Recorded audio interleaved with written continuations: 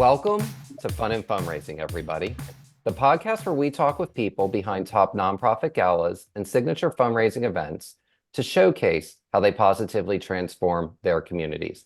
I'm your host, Rob Giardinelli, and today I am beyond thrilled to have Heather Bellino on as a guest. Heather is the CEO of the Texas Advocacy Project, and it's one of the top organizations for domestic violence prevention and awareness within Austin and really within the whole Texas community. And their organization has an annual event called the Black and White Ball. And this event's been around for many years. And the last couple of years, it's had tremendous revenue growth. And last year, it surpassed $1 million for the first time. And anyone who knows Heather loves her. And I cannot think of an organization or a person more deserving of that success. And I can't wait to chat with her about it today. So with that, Heather, welcome. And thank you for joining us. We're so excited to have you. Thank you so much for being here, letting me be here and shining a light on the work of Texas Advocacy Project and our Black and White Ball. This is an absolute thrill to be a part of your podcast. And I'm thrilled to have you. And I want to know a little bit about the mission of the Texas Advocacy Project. So share that, please. So at the core of Texas Advocacy Project, we provide free civil legal services coupled with social services for victims of domestic and dating violence, sexual assault, human trafficking, child abuse, just really any one of those atrocities that you might need a court order or help accessing and navigating the justice system in order to have long-term safety. It's such important work. And, when you list off the things, gosh, there are so many different types of ways that people can be victimized and be abused. And the fact that you cover all of them or cover so many of them really is inspiring. And one thing that I've always been inspired about you is when I think of that organization, I think of you. You've been with the organization for a very, very long time. So talk about how you got involved with this organization initially. Absolutely. It has been nearly 20 years. It was 2005 when I started volunteering for what is now the Black and White Ball. At the time, it was called the Love, Love, Love Gala. And, I had decided to be a stay-at-home mom and, really get involved in the school where my kiddo was. And after the carnival that I was in charge of the auction for, one of the moms said, "Hey, can you come volunteer for this fundraiser we're doing, this gala? We need help with the auction." So I did. And I absolutely fell in love with the mission. I fell in love with the staff. I fell in love with the people that we serve. And it became my calling. And just through a series of events, I kept growing within the organization. And we built out this ball throughout those years, increased our revenue, increased our staff, increased our reach within the community. And here we are in 2024, where we've got over $1 million event, and we took that from, I think it was at $40,000 that we raised in 2005. So it's been a long journey, but it has been a beautiful journey. And I really think that the majority of that growth has happened in the past 10 years. I'm glad you mentioned where you kind of started from when you got involved. And that just goes to show you didn't go from 40,000 to $1 million in 2 years.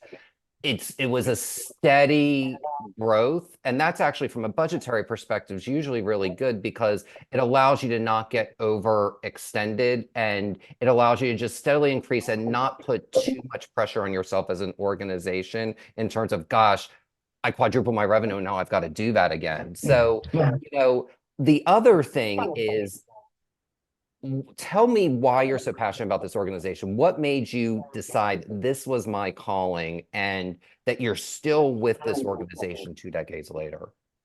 Well, that's actually multi-layered. Absolutely, first and foremost, it is the victims that we serve. Again, I started out just volunteering for the ball, and now I'm the CEO, and that only happened in 2014. So during that 9 years between 2005 and 2014, we really made a concerted effort to highlight the stories of these victims and how courageous they actually are. So while I'm not one of the attorneys, I don't do the heavy lifting. It did give me the exposure into what their lives truly looked like. And I realized how strong they were, but yet they weren't able to really share that. So I was happy to take on that role of being the voice for many. but then creating this opportunity for us to have a Courage Award honoree at the Black and White Ball so that they could tell their story because they want to make a difference for other people that might be facing the same harm that they were facing before they got the help from Texas Advocacy Project. So that was incredibly inspiring. I mean, it just oozes of hope and compassion and courage and strength and vitality. And that was just such an incredible thing to be around and to help to uplift, to walk alongside them and uplift them. And then, of course, there's my team, my staff. I can't tell you what these people do every single day when they wake up to face this issue head on, this issue of power-based abuse and harm being done to people in our community. And the fact that they're going to say, absolutely not in my backyard, I'll be there to support. And then our donors, are you kidding me? Y'all are incredible. Well, you make it incredible for us to, to participate in it. And, I love hearing about your evolution, that you were involved with the organization for about a decade, and now you've been leading the organization for about a decade. Talk a little bit about because I've lived here 20 years, so I know the changes that have undergone this city. So I know that the organization's evolved. Talk a little bit about how Texas Advocacy Project has it evolved during, the last 20 years and also the last 10. We absolutely have evolved. We understand that the issues that victims face are extremely complex, which is why we have pulled in social workers so that they can help the victims address their Maslow's hierarchy of needs while they are navigating the justice system. It's nearly impossible for somebody to return a document that needs to be signed or to show up in court if they're worried if their baby has diapers or if they've got a place to lay their head at night. So we work in combination between the social workers and the attorneys to help navigate the system. And I will say that I think that the community over the past 2 decades has really stepped up to this cause. I have to tell you, Rob, when I joined this movement, I would say what I was doing to a friend or somebody that I interact with, playing tennis or whatever it might be that I'm doing. And they would say, oh, I don't know anybody that's been through that. Or sometimes they'd make a joke thinking that, pushing focus somewhere else would be better than having to talk about this. But what I have noticed, and unfortunately, sometimes it's because celebrities have been involved in abuses, that there are more opportunities to discuss it, and people are more willing to hear that 1 in 3 Texans will be a victim or somebody in their family will of domestic violence, 1 in 4 of sexual assault. And the list goes on through the atrocities that we discussed earlier. It is happening to our friends, to our families, to our neighbors, to our colleagues, to the people we go to church with, the people we play sports with. So if we're not going to face this issue head on as a community and say this is not acceptable in my backyard, then we can't make any societal changes. And I've absolutely noticed that the world has stepped up to it a lot more in the past 2 decades. I have noticed that, and there's a whole confluence of things. One is it's organizations like yours being more visible in the community. Two is, social media helps amplify some of these things, because it allows people to realize that they're not alone in going through very difficult circumstances. And like you said, 1 in 3, 1 in 3 and 1 in 4 numbers. I mean, that's a substantial amount of people within a 2.5 million person city. I mean, it's impossible to not be touched by abuse in some way, shape, or form, whether it's domestic abuse or sexual abuse. Yeah, absolutely. And I do think that the growth of Texas, which you just mentioned, the population, how much higher it is, that means that that 1 in 3 and 1 in 4 is going to hold, but it's going to be larger, right? The masses are bigger. And quite honestly, since the pandemic, there are so many studies that show that the lethality is also higher. So we are in a position though where demand is always going to outpace resources. But I think with that additional population, we also have additional donors, additional supporters, additional champions that want to get involved in this organization and in others that do this type of work. But when they really understand that it is the legal services provision that makes that long-term safety net possible, I think this is one of the reasons we've been successful is because people have acknowledged that and they want to truly move the needle. I'm glad you brought that part up, and also the fact that there's more donors and there's more advocates for the community. And we're going to talk about the ball a little bit more in depth in a second. But you had mentioned the Courage Award earlier. So talk a little bit about, because that's really one of the main things about the gala each year, is really celebrating someone within the organization or someone who supported the organization and the great work that they did. So talk a little bit about the Courage Award and kind of how you go about selecting an honoree each year. The Courage Award actually is probably my favorite thing about my entire job and about my 20-year career here. It is when we go to our staff, our attorneys, and the people who have been doing this work and say, you know, who is a client, a victim that you've served in the past couple of years that you think is A, safe enough to tell their story, and B, has identified as someone who wants to help the other people in the world get through the trying times that they are now on the other side of. So I've had one of our Courage honorees say, oh my gosh, getting sole custody of my child was the greatest thing that ever happened to me. Being chosen as the Courage honoree is the icing on the cake. I now can take my voice and I can say, this doesn't have to happen to you. And if you go to Texas Advocacy Project, you will get the support that you need. And that was just like, chill bumps everywhere. But to have them be able to bare their soul for the sake of other people's safety just shows that they're really on that other side of it and they're ready to uplift and they feel safe. They get to sleep at night without being afraid anymore. How wonderful is that? And I get to know these lovely people because, I do the original interview with them and make sure that they feel comfortable and safe. And then we get to go, be a princess for a day. We go shopping and we get their dress for the gala. We put them up for the night. We, pay for their time because it is very important that survivors are their time and what they're willing to give back is valued. So, we have a real princess moment and it is so much fun. And then the day of, the hair, the makeup, the whole 9 yards, and then they're on the stage and they're just shining and they're just wanting to be a part of this giant moment. And it's just so beautiful. And I love that the crowd stands up and cheers them on and shows their gratitude. Well, what I love about the Courage Award, because it's not that every organization does this, but I think most organizations tend to honor someone who's contributed staff or financially. And both of those things are incredibly, incredibly important, and organizations wouldn't be there without it. What I have always appreciated about the Courage Award is donors, corporate sponsors, everyone gets to see the end result of how you helped specific people. And Yeah. there's just something so powerful about that. So talk a little bit about how that really helps you as an organization cultivate your donors and encourage them to give more. Well, you are right. That is a complete impact moment, right? And if we're telling the story correctly, then people understand what stewards we are to their funding and their support and their time, talent, and treasure, right? But there's the double reasoning for that, right? We've been talking about making sure that we amplify this issue in society. I've been to many galas that are fabulous, but sometimes I'll walk out and I don't really understand what the cause is. So I might have had fun that night, but am I going to participate year round? Am I going to talk about what I learned that evening?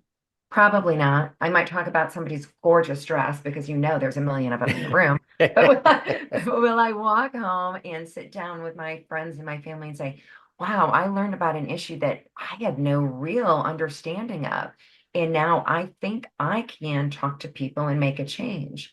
That doesn't always happen. But when we amplify the voices of the victims that we serve, that creates an opportunity.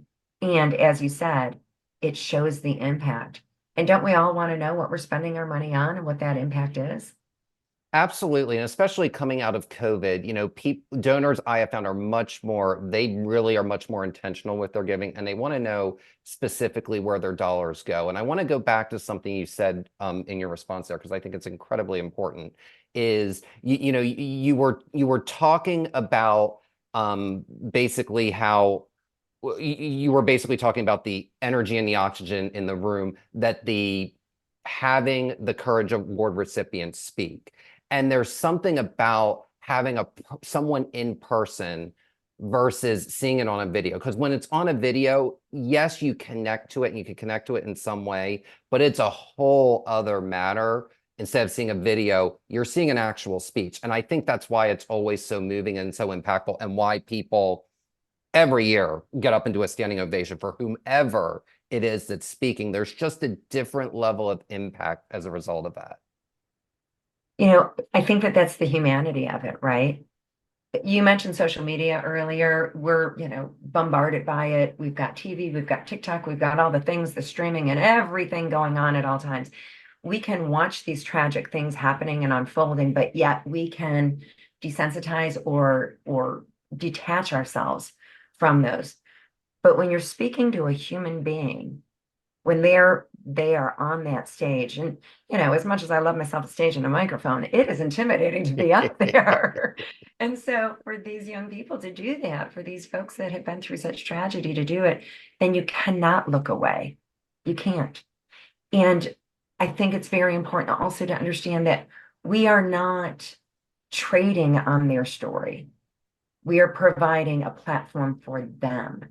And sometimes I feel like, not that there's anything wrong with the videos are great, and we do have a video component to this, but I think that sometimes it can feel like you're trading on a story versus sharing a person's humanity.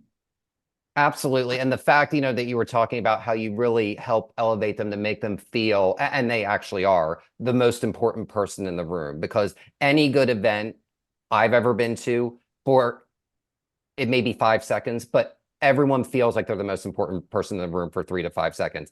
The person with the, who get, the Courage Award recipient, they get to be that for several minutes, if not longer, if not the whole night. And there's just something really magical and powerful about that, and shining a light on that subject.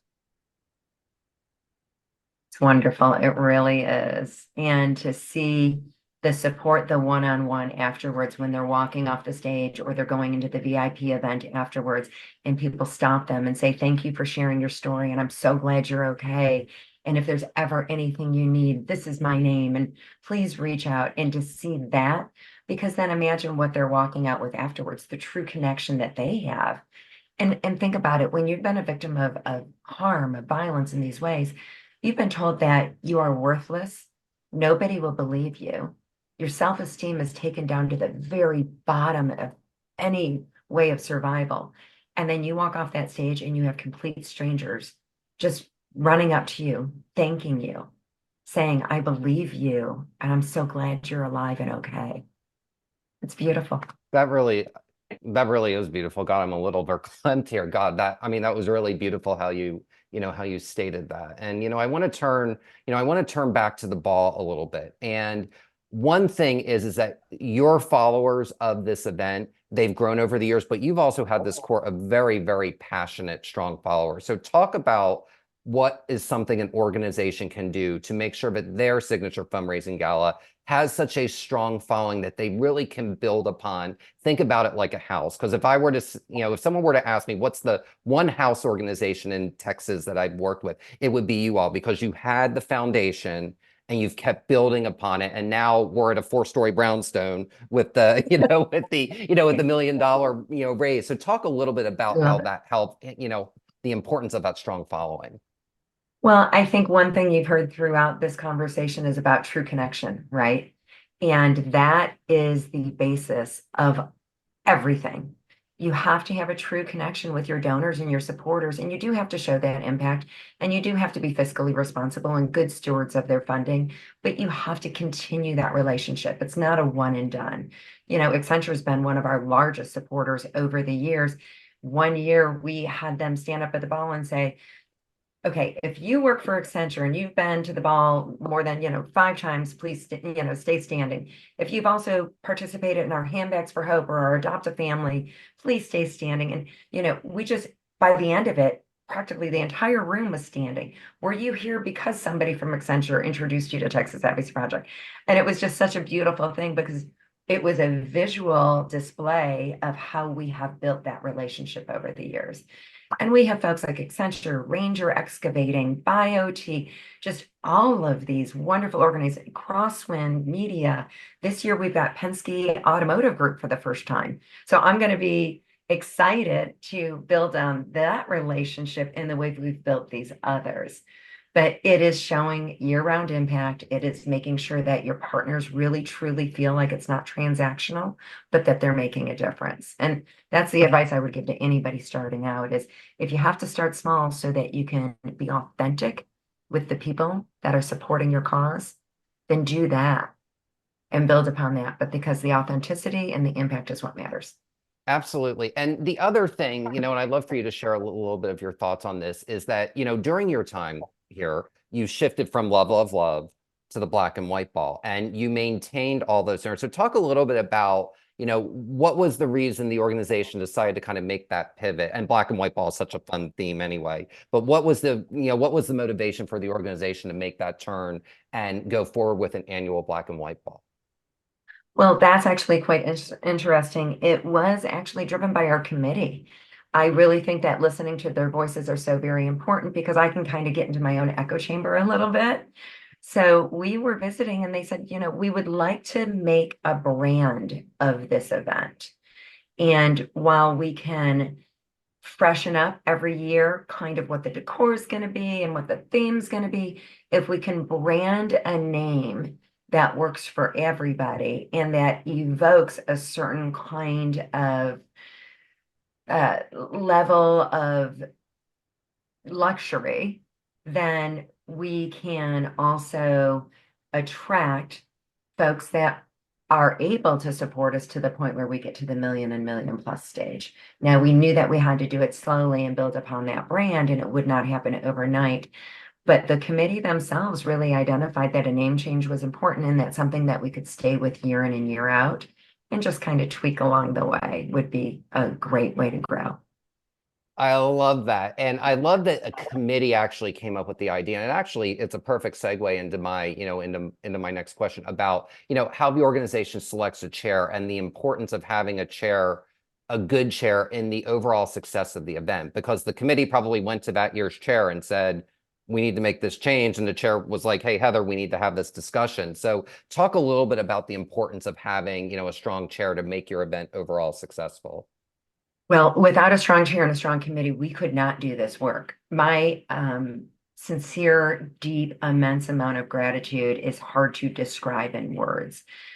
We cannot spend the type of money it would take to employ, 10 to 20 people on a committee to get from concept, end of night, and all of the things that happen afterwards. Because if you've done one of these events, you're not done for 3 or 4 weeks later. But it would be physically impossible. And we cannot have reach into the community without a committee. Again, I mentioned an echo chamber a moment ago. I'm CEO, I'm head down. I've got a $5 million organization that I've got to run. Our development team grew from me before I was the CEO and a half-time person to what it is now, which has, 5 to 7 people if we're fully staffed. But you cannot put on $1 million luxury event and make sure that everybody has that connection that we talked about without committee members helping to move that ball forward. And I mean ball as in, forward down the line and black and white ball, of course. But you have to have that and you have to trust them and picking the correct ones is very important. Catherine Brophy is our chair again this year, and she's been amazing. She has not been afraid to go into her spheres of influence and that of the people that she cares deeply about and say, you know what, I've vetted Texas Advocacy Project. I've looked at their audit. I see that on, GuideStar and Charity Navigator, they're platinum level, they're as high as they can be. I've spent time with the CEO. I know members of their board of directors. They are an incredible steward of our funds. I'm going to go in with both feet, uh, everything in, and I'm going to help to make sure that that's a success. And then the other chairs that see this leadership, they step up. There's a live auction chair, there's a sponsor chair, there's a decor chair, there's a mystery gifts chair because, our mystery gifts are so very popular at the ball. but seeing this leadership helps to engage everybody as a team, as one fluid team, which I'm going to be meeting with that team today at 3:30 for one of our kickoff meetings of the year. So it's going to be great. Oh, that's fantastic. I'm really excited to hear that. And in terms of you all getting to $1 million, the I knew you were all going to get there, and you came very, very, very, very, very close to 2022. All anyone talked about for several weeks after your event was how dazzling your live auction was. So, I mean, it's really one of the most exciting ones in Texas. So, what is the secret to creating a successful live auction that compels your donors to open their hearts and their wallets very generously? Well, I have a couple of opinions on live auctions. I think that you have to have unique experiences that nobody else can get. But I also think that there is some difficulties in procuring really bespoke auction packages. So we do, like many other organizations, do get some of our packages on consignment, but I really try to steer away from that as much as possible. Now, we have to have a few of them just for, let's call it insurance sake. I had never participated in that until the pandemic hit. And then when the pandemic hit, I thought, well, you'll never know if the person who just donated their house in Vail will be able to do that when we come out of this. So let's get a couple of consignment packages going. And that helped us to raise much more funds. But you've got to have these bespoke couture packages in there that nobody else can get. So we've got a few of those brewing this year, and I'm excited I can to only have them imagine what they're going to unveiled. be. And, elaborate a little bit more, when you select the auction packages, yes, they don't want to be anywhere else, but how much does, I know XYZ donor who comes every year and always bids on a package will like, one, two, or three? It's all about those connections and really knowing who's in your audience, right? And that is exactly what we have to do. We have to say, first, is there anybody in the room that's going to be able to afford a package that I need to sell for at least $25,000? That's part of that growth thing that we talked about, right? From the 40,000 to the million. You have to keep growing your audience, and then you start growing your packages. And you do have to really make them specific to certain people.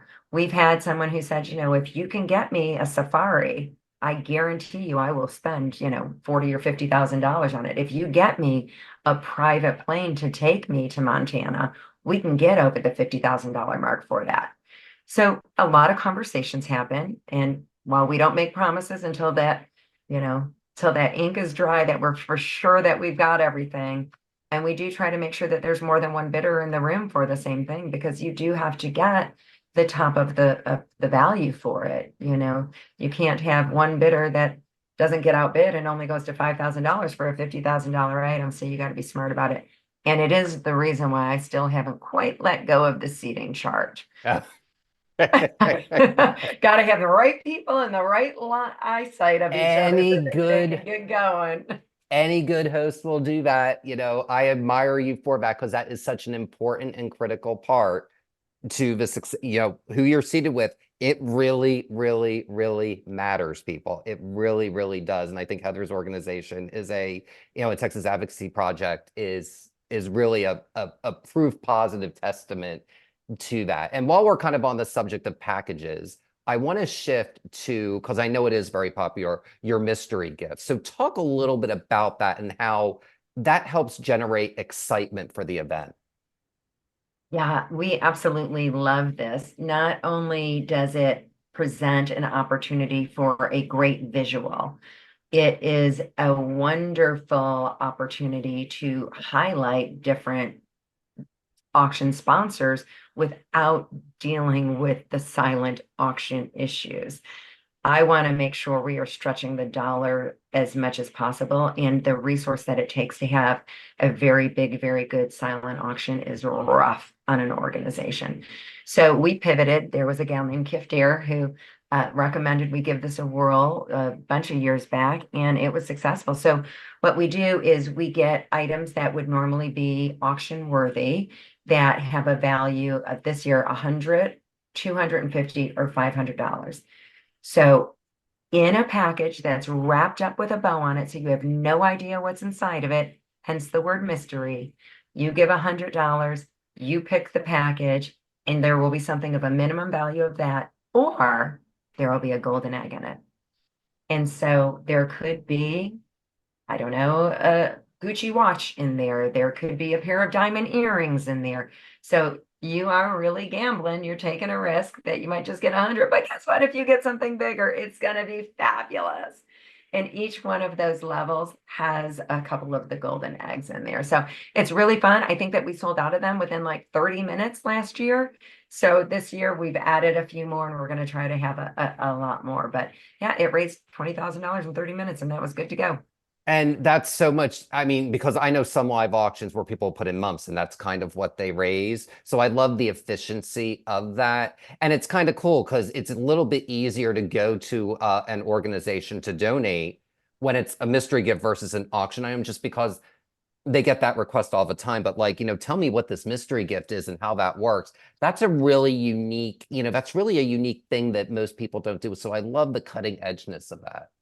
Well, and one of the things, the benefit that I think is interesting. Now, of course, I don't want everybody going out and doing their own mystery gifts because we're going to be a little unique over here. But I think actually I'd be willing to share it because I have such mission envy for all of the nonprofits in Texas. So we'll share it. But yeah, I think that one of the things is that we can highlight every one of the items on a big placard right in front of it.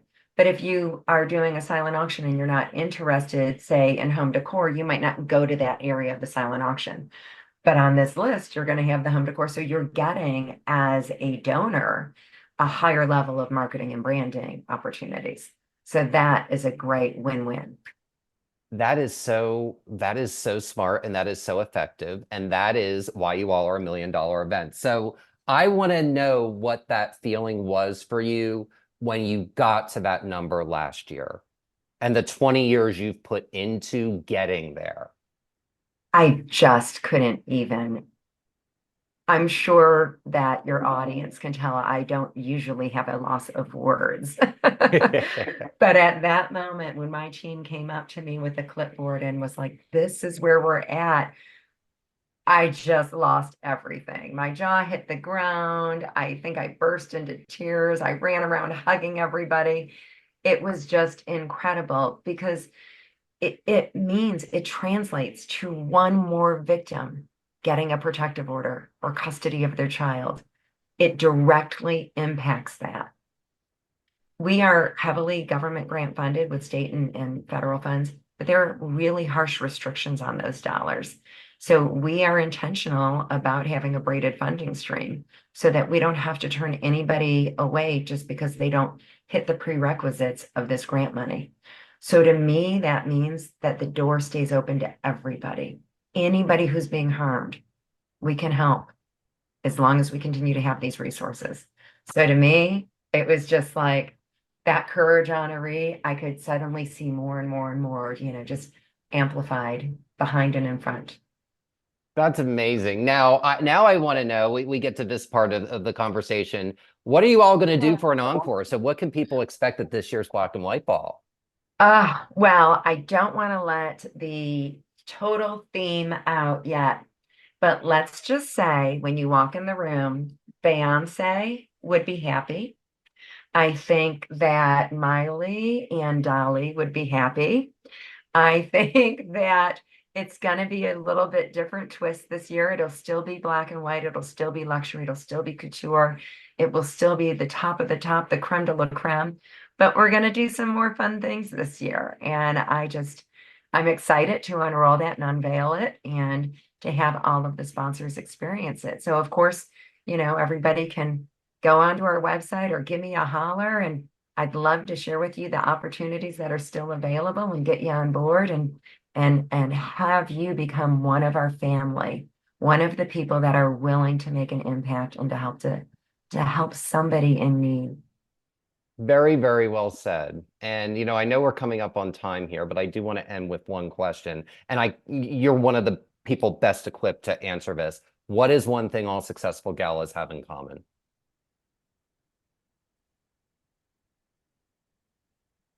They are true to their mission. They keep that as the central focus of why they are there and what they are doing. Because it's more than just the money, although, yes, we need the money. It is more than that. It is about making a change, and it's about engaging the world in that change. That's a mic drop moment. That is a perfect way to end, perfect way to end this conversation. Again, I am just so happy for your success, Heather, and congratulations on hitting the $1 million mark. And I know this year's will even be bigger and better than ever. So thank you so much for taking the time today. Thank you, Rob. It has been an absolute pleasure. I'm so glad to have been here. Absolutely. And the Black and White Ball, benefiting the Texas Advocacy Project, will be held on September 14th, 2024 at the JW Marriott in Austin, Texas. For more information, please visit texasadvocacyproject.org. And that will do it for this episode of Fun and Fundraising. I'm your host, Rob Giardinelli, reminding you to keep it fun, keep it interesting, and your guests will have a great time. Have a great day, everyone, and take care.